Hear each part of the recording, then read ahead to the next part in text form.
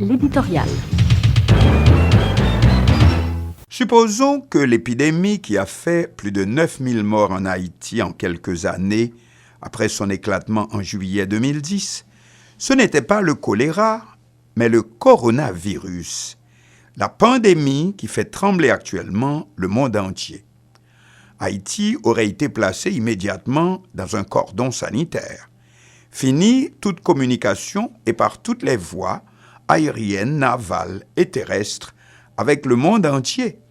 Et interdiction aussi aux Haïtiens de laisser leur pays pour se rendre à l'étranger, y compris dans la République dominicaine voisine. No way out, fait comme des rats, comme c'est le cas aujourd'hui pour les habitants de Chine continentale, capitale Pékin. Mais la Chine est la deuxième puissance économique du monde et l'un des pays aujourd'hui les plus développés au plan technologique. Haïti est le pays le plus pauvre de l'hémisphère occidental. Et voilà donc pourquoi nous devons faire le maximum pour empêcher l'entrée dans notre pays du fameux coronavirus. En prenant l'exemple du choléra, mais on pourrait faire aussi appel au VIH-Sida pour montrer combien nous n'avons pas de chance avec ces épidémies. En 1980 éclate une maladie jusqu'ici inconnue. On l'appellera VIH-Sida. Mais avant cela, les grands laboratoires du monde occidental passeront des mois à s'arracher les cheveux. Et comme plusieurs cas apparaîtront en Haïti dans le même temps, alors pourquoi ne pas décider que c'est en Haïti l'origine du mal? Aussitôt, haro sur le baudet. La première appellation sera maladie 4H, traduisez héroïnomane, hémophile, homosexuel, haïtien. Devinez dans quelle atmosphère vivront les ressortissants haïtiens dans le monde, partout. Même ceux qui, vu leur réussite professionnelle et financière, personne n'eût supposé qu'ils soient des Haïtiens d'origine, situation plus dérangeante que pour les nôtres au pays natal, qui ont tout de suite compris qu'il s'agit des rapports sexuels avec certaines catégories de personnes, essentiellement avec les putes et les homos, parce que le nouveau virus est transmis par la voie sanguine, contact sexuel, transfusion sanguine, et de la mère à son nouveau-né. Mais tant que le blanc n'avait pas encore identifié totalement le nouveau mal, appelé aujourd'hui couramment sida, il lui fallait un bouc émissaire, et ce fut l'haïtien. Aujourd'hui, le coronavirus, nouvelle maladie virale dont le bilan a dépassé plus de 900 morts en moins d'un mois, est localisé dans une province de la Chine continentale, la municipalité de Wuhan, dans la province de Hubei.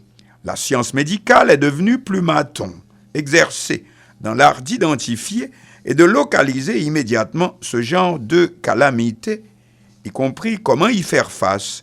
Mais dans ce domaine comme un autre, le proverbe dit « on ne prête qu'aux riches ». Voyez comment un séisme de magnitude 7.7 qui vient de frapper Cuba et la Jamaïque le mardi 28 janvier était oublié moins d'une semaine plus tard, tandis que le tremblement de terre qui a détruit la capitale haïtienne le 12 janvier 2010 était de magnitude 7.0, mais n'en laissa pas moins plus de 200 000 morts.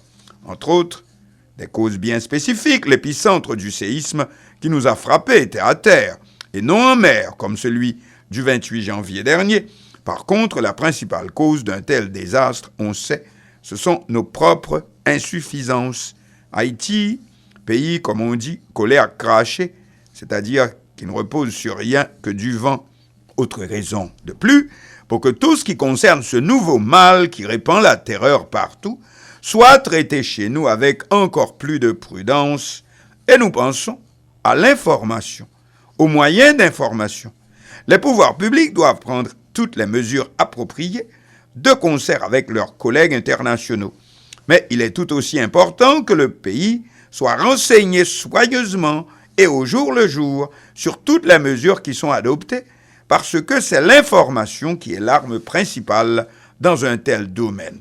Information qui doit être aussi faite de manière à obtenir la collaboration volontaire et totale de la population pour signaler tout cas suspect aux autorités sanitaires. Faut-il bien que celles-ci, les autorités sanitaires, soient visibles et à portée. Ensuite, définir soigneusement les caractéristiques de la maladie, comment la reconnaître, difficultés respiratoires, et quoi encore. Il n'y a pas de 911, 911 en Haïti, aux États-Unis, numéro d'appel d'urgence. Mais c'est un vrai scandale. Comment rapporter un cas suspect alors qu'aujourd'hui, rares sont les compatriotes qui n'ont pas un téléphone portable. Vous parlez d'une administration publique nulle et non avenue. N'oublions pas qu'il n'y a pas que les aéroports par où nous arrivent des passagers, mais aussi et surtout les postes frontaliers. Et en dehors de ces derniers, la frontière haïtiano-dominicaine elle-même, 360 km, dont on sait qu'elle est plus trouée qu'une vieille chaussette, restent cependant les portes d'entrée les plus fréquentées, outre Malpasse, Ouanaminthe, en Sapitre, qui doivent donc être sous surveillance constante dans la lutte pour empêcher le passage de l'épidémie redoutable. Pour finir, les moyens d'information eux-mêmes, médias et encore plus aujourd'hui, réseaux sociaux. On doit faire appel à leur collaboration la plus étroite, mais des mesures doivent aussi être prêtes à être appliquées au cas où des confrères s'amuseraient à en faire à leur tête, car avant la liberté individuelle, la démocratie, c'est la protection de tous, car soudain, avant le temps de nous en rendre compte, il se peut que ce soit l'existence même de notre nation qui entre en jeu, comme, mais beaucoup plus encore hier, avec l'épidémie du sida.